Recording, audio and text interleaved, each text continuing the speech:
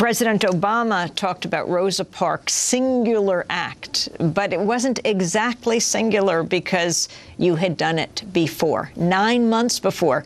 She was 42. You were 15 years old. What gave you the courage that day? You were coming home from school?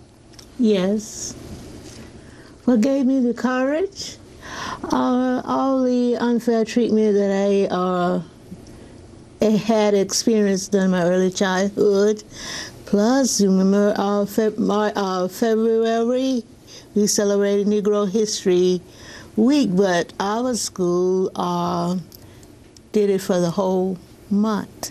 So I had a whole month to talk about all the injustices. Back in 55. Back in 55, yes.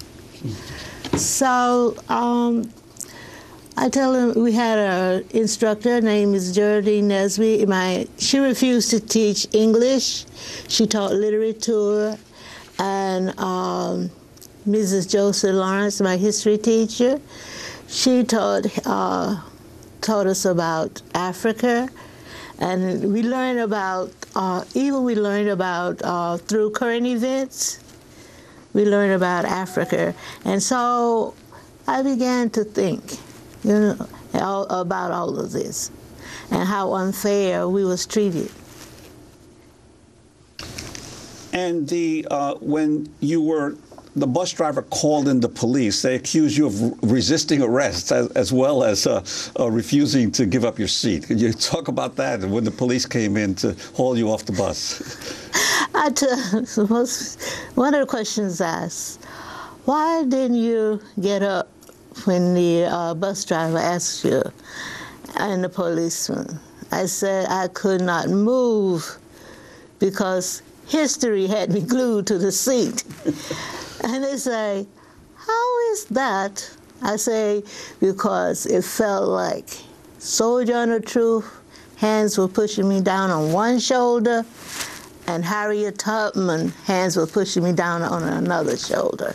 And I could not move. And I yelled out, it's my constitutional rights. Because I wasn't breaking the law under the state's law, separate but equal.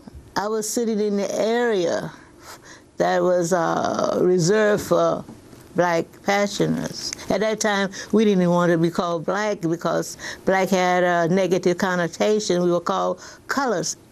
So I was sitting in the colors section. But because of Jim Crow law, the bus driver had police force. He could ask you to get up. And the problem was that the white woman that was standing near me, she wasn't an elderly white woman, she was a young white woman. She had a whole seat to sit down by opposite me, in the opposite row, but she refused to sit down because of Jim Crow laws. A white person couldn't sit opposite a colored person. And a white person had to sit in front of you. The purpose was to make white people feel superior and colored people feel inferior.